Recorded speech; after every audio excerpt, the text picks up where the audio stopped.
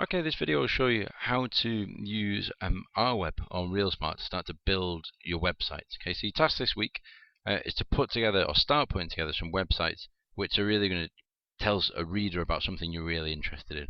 And if we can do that, you're going to show those skills of independence, of creativity, of drive, and of respect, those things that we've been talking about. So I've logged into the school homepage, and the section I'm interested in is Realsmart right at the top here. So I'm going to click on my learning portfolio, and this will bring me up all the different things I've got access to at the minute.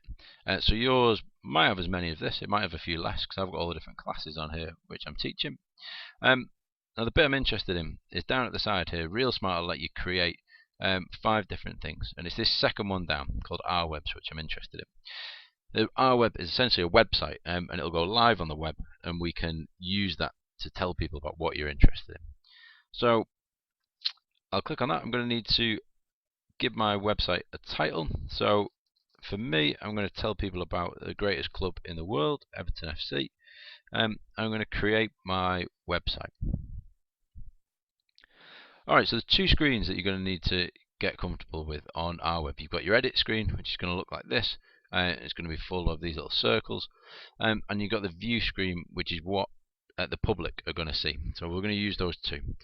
Now, as it says over here, you've got a little pencil which is going to let you edit any of your pages, and you've got a little plus sign which will allow you to add more pages onto it. So I think I'm going to break my website down into 4 different sections. Okay, one too many. So if you ever press that, all you need to do is delete those by dragging them down to the bin at the bottom.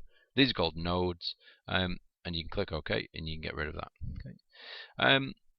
So I think my first page, I think I'm going to call history. And I think I'll tell people about the history of the club. This second one, I think I'll tell them about how we've been doing this season. So 2012, 2013. I can add that one on as soon as I can learn how to type. On this one, I think I'll call this a page about rivalries. And I can tell people about a little bit of the rivalry and the history of the club. And then finally, I think I'll have a section called the future, where I'll tell people about how I think we're going to get on over the next few years. So I'm happy with that, so I'll save it. I'm going to save that again. Now I'm going to view it and see what it looks like to the general public. So this is it. This is my website. There's not a lot on it at the minute. I've got my 4 tabs, and I've got my home page. Okay, so I'm going to go back and I'm going to edit this and start adding something to it. So I think this history section, I think I'll break this down into a few more pages below that. So I think I'll add 3. I think I'll call 1. I think I'll call that in the beginning and tell people how the club started. I think I'll add 1 called Goodison Park. And I can tell people a little bit about where Everton have played over the years. And I think I'll add 1 called the People's Club, which is the nickname for the club. Yours are obviously going to be slightly different. You're going to need to think quite carefully about how to break your website down, making it nice and easy for your reader to find the information that they're looking for. This rivalries page, I think I'll break this down into 2 as well.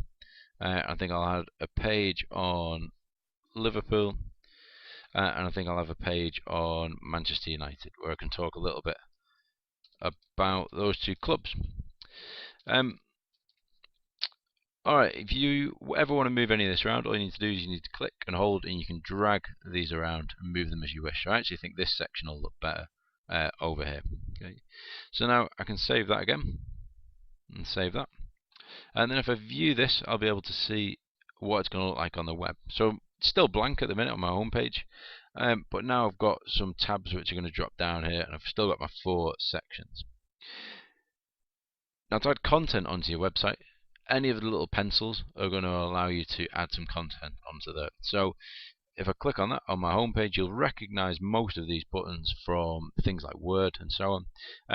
Now I could type directly in here, which will come up on my home page then, which is fine, but you're going to want to come up with a nice catchy website which is really going to capture people's imagination. So I'm going to be wanting using things like images, files, images, YouTube clips and media clips and so on. And this little cloud button is going to allow me to do the vast majority of that. So if I need to add anything onto Realsmart, I can just drag and drop it into here, or choose the file from my computer, and I can upload it and use that on my website. Okay. However, I'll leave that there for now. We've built our website. I've decided what sections I'm going to make, and then we need to think about what content we're going to add on to those. So if you get that far, you can save it, save those again, and then I'll view and see where it's up to one last time. And I've managed to successfully get 3 words onto my website so far. So hopefully yours will be a lot more entertaining to read. Alright, very well done. We'll leave that for them.